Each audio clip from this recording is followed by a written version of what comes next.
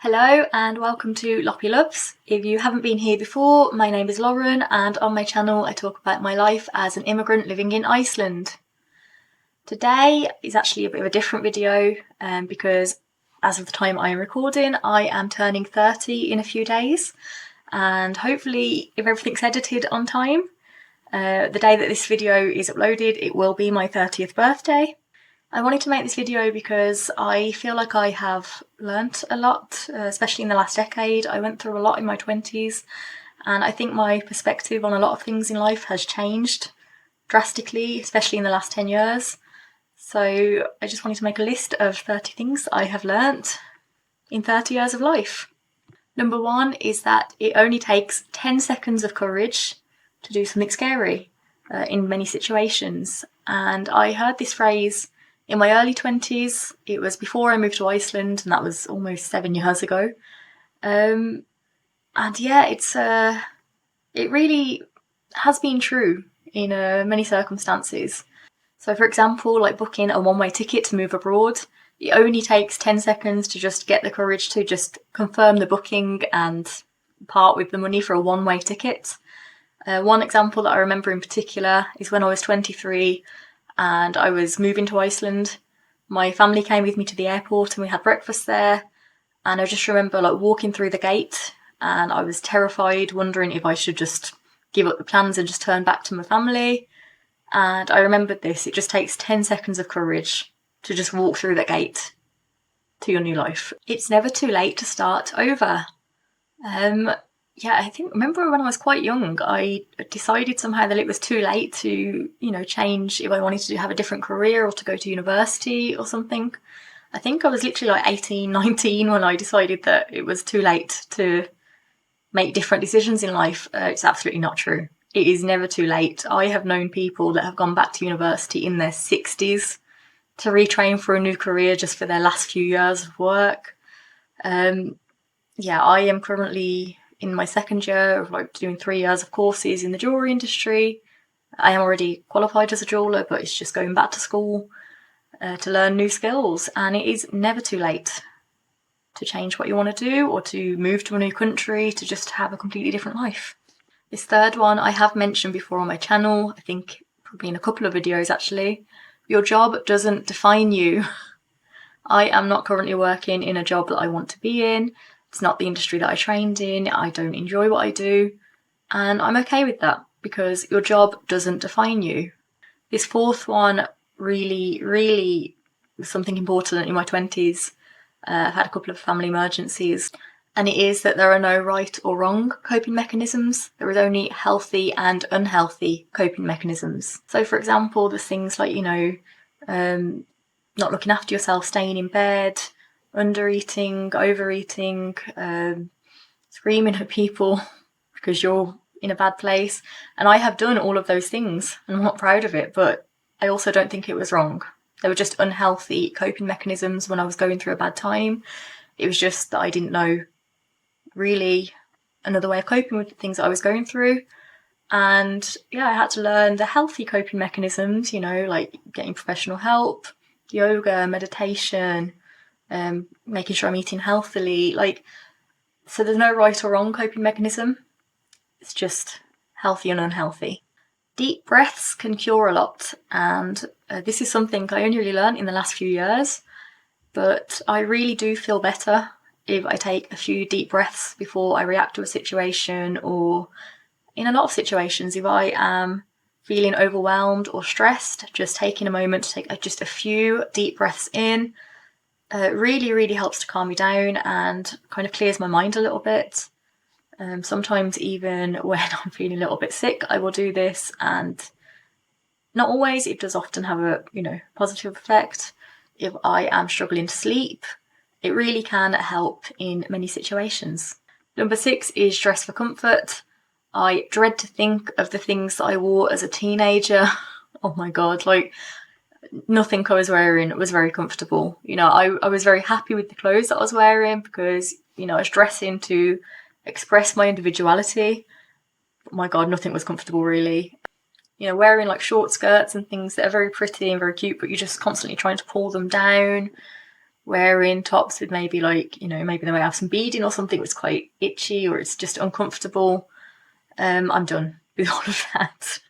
I dress for comfort now, and you can absolutely be stylish and comfortable at the same time. If I find a pair of trousers that look quite nice but they do have an elasticated waistband, I am absolutely going to choose those over something that just looks even nicer.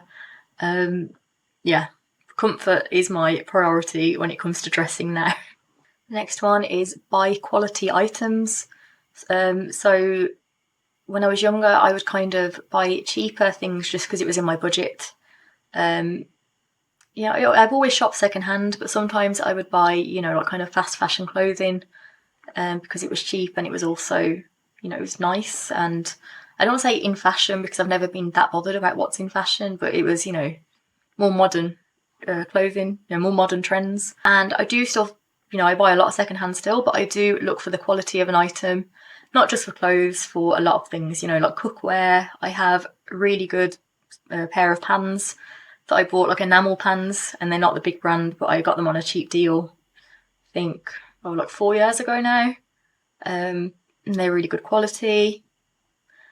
I always just look for quality items, and if I can afford it, I would always choose to buy them first over something that might look nicer. Number 8 is the best investment is yourself. Yeah, definitely. So if you're going to spend money on an investment, it should be yourself, ideally. Like, I'm currently taking some courses, which is helping progress my future business plans. You can spend money on therapy, things that are going to help you personally. I always think that is worth spending money on over something frivolous like, £3,000 on a handbag or, a car, things like this. Best investment is you. This next one I think is the best piece of life advice that anyone has ever given me. It was the week that I moved to Iceland. An older friend of mine was on holiday here alone, and we went out for the day. We went to, went to dinner, went to a museum, and we were in a bar at the end of the day. And he said to me, do what you want in life because the money always works itself out. He said whenever he has not gone for something, or even when he's gone for something and was worried about the money, it always works itself out later. So yeah, don't just have the fear of money as the reason not to do something, because it usually works itself out in the end. And I have found that to be true, definitely. I moved to Iceland on a £4,000 credit card, maxed it out, paid it off in a year. It worked out. The course that I'm doing at the moment and the one that I did last year and the one that I'm doing next year are very expensive. They're about £3,000 a year. I don't have that kind of money to drop on education. Took a risk, paid the deposit, and have a very high monthly fee to pay. My last course is completely paid off. Currently working on paying off this one in 12 months, and in September, when this course is paid off, I'll start paying the fees on the final course. The money does work itself out. I also recently had hypnotherapy, which was more than I can afford. Asked if I could pay it on a payment plan, and it was fine. So yeah, the money really does usually work itself out. Obviously you should be planning for the money to work itself out. You need to think about things, but there have been a couple of occasions in the last year where I needed the money for something. I remember the first time it happened, I was desperately needing a trip home, was looking at flights to go directly to Birmingham before they stopped for the summer, and I got an email from the lottery that I just do on a subscription. I won exactly the amount of money that I needed 5 minutes before to book the flights, and book them straight away. And a few months ago, it was near the end of the month, I needed some money to pay off my monthly school fee, and again got an email from the lottery 10 minutes later that I won the right amount of money. So it really does find a way of working itself out. Number 10 is use your sick days. This was something that I was raised to not have time off sick, really. And it was very difficult for me to take time off sick. I rarely did. The last job I had before I came to Iceland, I was there for over 2 years. I did not take a single day off sick. If I was really ill, I would go to work and maybe go home early. but usually not. You know, that was like if I desperately needed to be home. And you know, I had an hour commute. You know, it's not nice to be to be sick and have to go home for an hour. You know, the journey for an hour. And I was also sick for 4 months with a really bad like respiratory infection, and I didn't miss any time off work because of it. And I do think that my recovery probably would have been quicker if I just took a few days off work to rest up. So yeah, now I do take my sick day since COVID, really. You know, I took it more serious if I started to feel sick because I didn't want to risk infecting anyone. And then I've had COVID 3 times in the space of a year, and since I first got COVID, my immune system hasn't been as good as it used to be, so I do get sick more often. But I'm also, yeah, I take my sick days more often because that's literally what they're there for. They're there to recover. And I kind of regret that I never used to when I was younger, because I was worried about how badly that would reflect on me. But if you're sick, you need the time off to recover, so use your sick days. Number 11 is actively seek opportunities and trust them.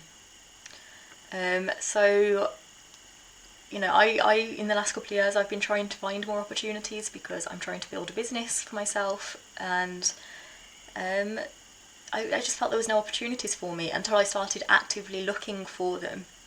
And they are there, but you do need to trust them, because I do have friends who also see adverts for like opportunities but then think, well, that must be too good to be true. And you know what, sometimes it is, but the chances are it's not, and you don't know unless you inquire about it and find out. And a really good example of this was last February. I saw a post about a course for women entrepreneurs in Iceland for like a free business accelerator for like 12 weeks, and it's only 25 places. And so it was literally the last day before the applications closed. I thought, there is no chance that I am going to get a place on this. Quickly rushed an application. Don't even know how many words I wrote. There was a word limit, and I don't know. I don't even know to this day if I stuck to the word count or not.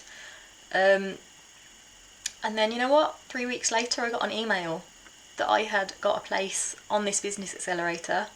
70 women had applied. There were only 25 places, and I got a place. And I made friends, made connections, learnt so much in that accelerator. It was actually incredible. Great opportunity. There were 3 or 4 people that won cash prizes at the end, at the graduation. I didn't win anything, but I still had this amazing experience. And if I hadn't been actively looking for opportunities, I probably would have missed it. But also, if I didn't trust that that was a genuine opportunity, you know, I wouldn't have got a place on it, and I would have missed out. Number 12, I have learned, is a little bit controversial for people my age. Talk to your taxi driver. Oh my god, like, I have always spoken to my taxi drivers because that's how I was raised, it's how I was brought up. But I have learned some great things from taxi drivers. One time, before I moved to Iceland, I got a taxi home from work. I was talking to the driver, and he told me about this artist called Willard Wigan, who is from my hometown. And I ended up seeing an exhibition of his. I just happened to be at Birmingham Airport for lunch. Like, I wasn't even going for a flight. It was near where I lived, so I was there for lunch with my mom, and saw that he had an exhibition just in the airport, and went there and ended up meeting him. And then I went to another exhibition of his like a year later with my mom, and yeah, like, it was just the taxi driver learnt what I did and just was like, oh yeah, I met a guy actually, he was a customer of mine a few years ago, and he's a really good artist, a sculptor, he does micro sculptures. In my last trip to Birmingham, one of my taxi drivers gave me a whole new perspective on my hometown. He said that I don't know if he's from London or he lived in London for a long time, came to Birmingham and said that he absolutely loved it, he thinks it's paradise. And I was kind of like, really? Like, I'm from Birmingham, I kind of hate this city, you know. But he was just telling me about like what a vibrant scene it is. You know, he loves at night time, there's no traffic, you know, like in the day obviously it's busy, but he just thinks it's great because you have all of the benefits of being in London without quite as many people.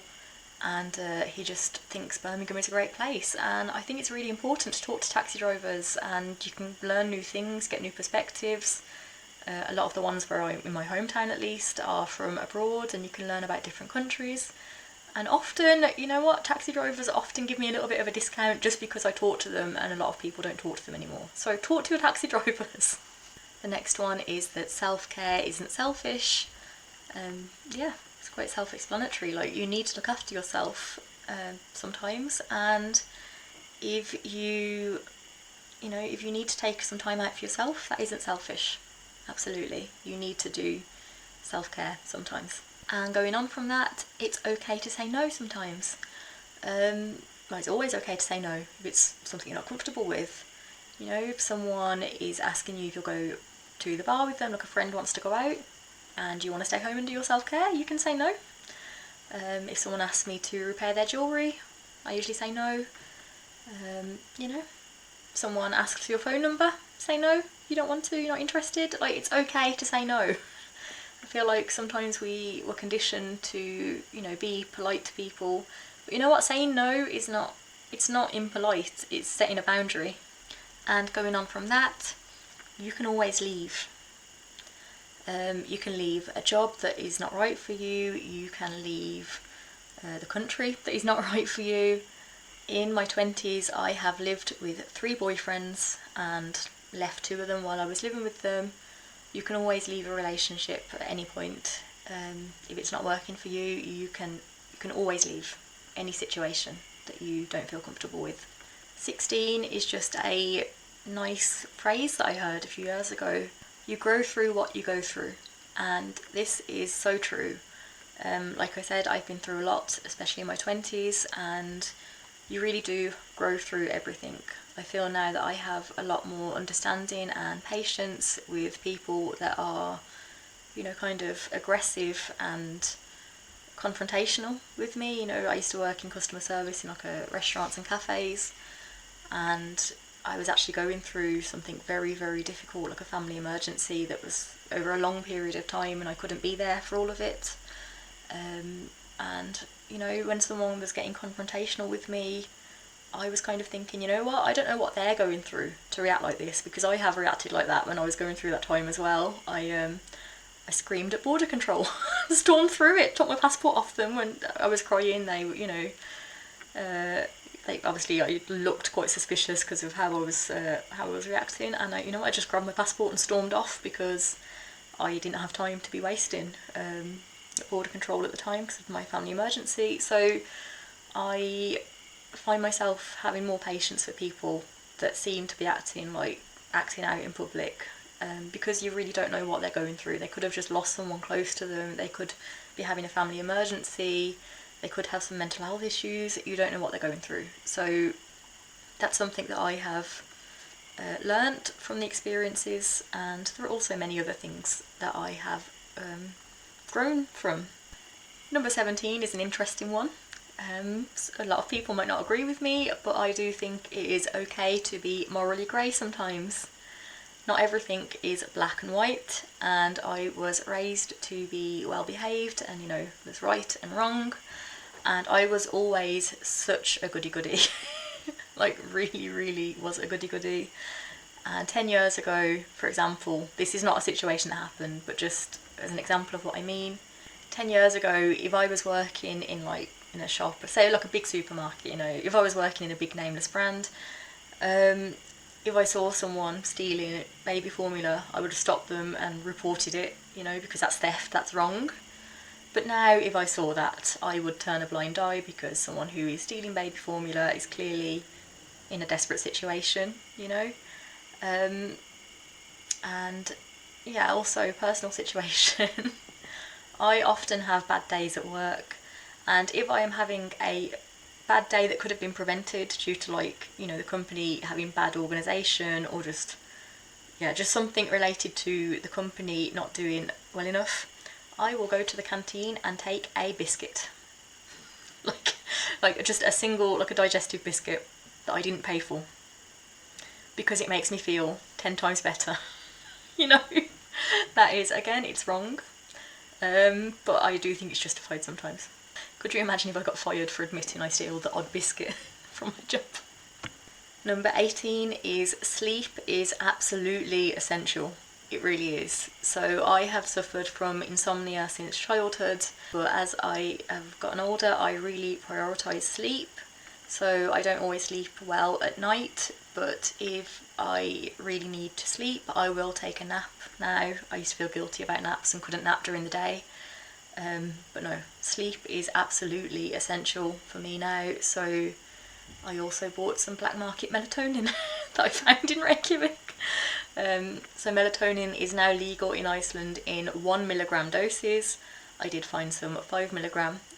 Number 19 is leaving your home country will open your mind, and wow, it really does. I thought I was quite well informed about world issues and also about my home country, you know, before I moved to Iceland. Oh my god, but when I came here I realised that I wasn't. Like, I was not very well formed about anything really, until I met people with different points of views, different opinions, people who had an outside view on my home country, people who could tell me things about their home countries that I wouldn't have known otherwise. It just really, really opens your mind, and you also see that not everything is done the same as it is in your home country. For example, when I moved to Iceland, in the UK it's normal to have your washing machine in the kitchen. In Iceland it is more common to have your washing machine in the bathroom if you don't have a special laundry room. And I remember that just blew my mind. Like, I just assumed that it was the same everywhere. Also, another thing, in the UK it's common to put your rubbish in a big black bag, big bag in the kitchen, throw it out when it's full. In Iceland it's more common just to have like a little plastic carrier bag, like a little bag of rubbish, and just throw it out every few days when that's full. And it's just things like that just open your mind, and you see how things are done differently, and some things you're like, wow, that's I didn't know that before, I didn't realise that. Yeah, so it's good.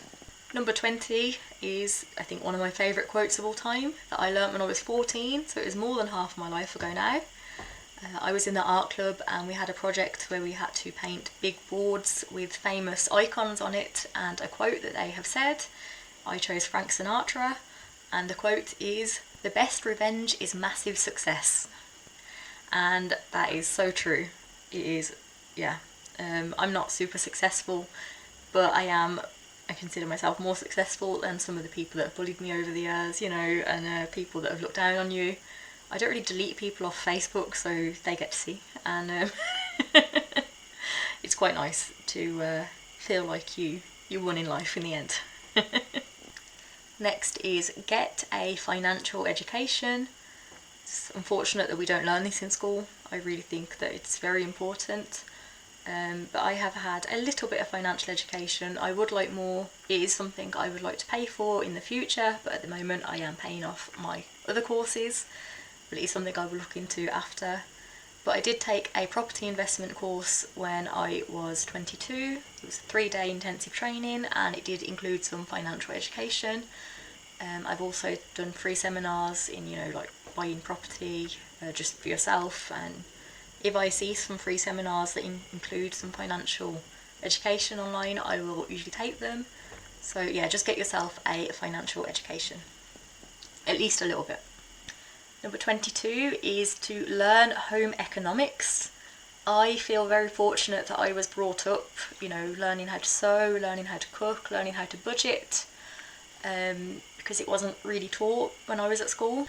And if you were never taught, teach yourself. You go on YouTube, you can get books, you can probably find some courses on it, ask someone who can sew to teach you how to sew. Because if you can sew, you can repair your clothes. If you can cook, you can probably make cheaper meals than what you're currently buying. You can also make things more delicious.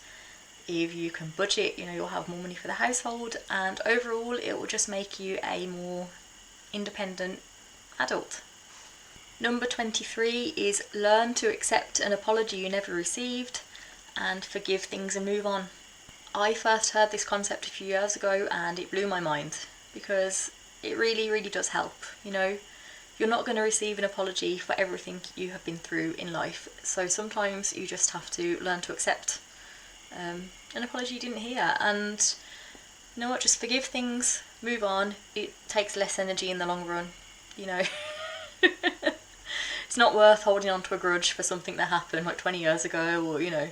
The next one is that you get more beautiful with age, and over the last few years I have really noticed this, that I find myself admiring like older people, and that not fancying them, you know, just admiring the beauty in older people, because I feel like society currently really focuses on youth and staying young, you know, like Botox, plastic surgery, fillers, all of these things.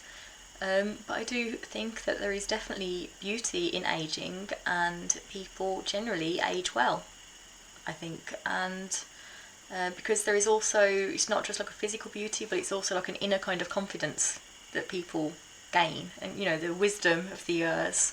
So I really do think that people age beautifully. 25 is don't drink or take substances. I have never taken substances myself. I have never even smoked a regular tobacco cigarette, but I have seen what it has done to friends that have done things. But don't drink. I did used to drink a lot in my late teens, early 20s. You know, when I got to 18, or even just before I turned 18, I was drinking a lot. Especially the job that I had at the time, it was very social. We were going out, you know, 5 nights a week.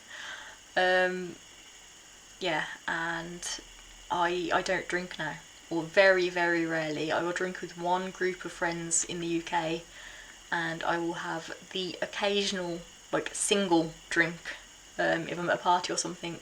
But more often than not, I just say I don't drink, and yeah, rarely do. I will have alcohol once or twice a year, you know, if that. It's probably been some years that I haven't had a single drop. Yeah, it just, drinking, I never feel good after it, and I don't really think it's worth it, honestly. I think you can have just as good a night out without drinking, and the substances, like I said, I've never done it, but I have seen negative effects on people that I care about. 26 is it's never too late to reconnect, and I think it's so beautiful when someone does reconnect. The last few years since I've been in Iceland, I have had people reach out to me because they either want to learn more about where I am, you know, they just want to let me know that they're proud of me, or some people are coming to Iceland and want some advice, you know, on what to pack and things. And I really love it whenever someone reconnects with me. And, you know, sometimes I will reach out and reconnect. It is scary, you know, and I have been rejected, you know. But, you know, it's worth the risk, I think. And not so long ago, only a few weeks ago really, I had someone that I hadn't seen in 10 years. He messaged me like a month before he was coming to Iceland, just asking, you know, what's good to pack, or is there any recommendations. And I got to meet up with him in person just a few weeks ago, and I hadn't seen him in 10 years, so that was really lovely. I have people reaching out to me and just messaging me sometimes, and I really love it. And earlier this year I helped my mum reconnect with an old friend who lives in New Zealand. Yeah, I helped to reconnect through Facebook. She doesn't have Facebook, and I think it's been like 20 odd years since they've seen each other, and then he came to Birmingham in the summer and they got to meet up for a coffee. So it's really nice reconnecting with people, and it's never too late to attempt to reconnect with someone. 27 is exercise, even if you hated PE. So PE was my least favourite subject at school. I rejected any kind of sports, you know, I didn't like it. I didn't enjoy it at all. When I was 21, I started taking Krav Maga classes that I did for about 18 months before I came to Iceland. I never thought I would enjoy exercise, but I absolutely loved it, and the only reason I don't do it now is because there are not any Krav Maga classes in Iceland, unfortunately. But I really enjoyed doing Krav Maga, and that actually led me to do more exercise. So I also went swimming once a week, and I went to Clubbercise once a week because I wanted to get more fit for my Krav Maga. And now I do go to Zumba classes sometimes. I did mention in my New Year's video that I haven't really been much within the last year because I've been so busy with my business and work and school. But yeah, I do enjoy Zumba. I like hot yoga, you know, occasionally spin classes, and even just doing yoga at home, or just, you know, going for walks and things. Like, exercise is really good. It always makes me feel better personally. And so if you never enjoyed it, you know, just try it as an adult and see what you think about it. 28 is drink water and eat real food. It's really boring, but water is my favourite drink as an adult. I rarely drink anything but water unless I'm having a hot drink, but cold drinks, I usually have a glass of water. I actually have one here. There's always one next to me. And eat real food, you know, like vegetables and just not processed food, basically. Things that you recognise what they were from their base ingredients. Yeah, because it's just better for you overall. I feel better. Now I feel like rubbish if I have like processed food. I don't feel good afterwards. Obviously I do eat processed food, but I try to limit what I have.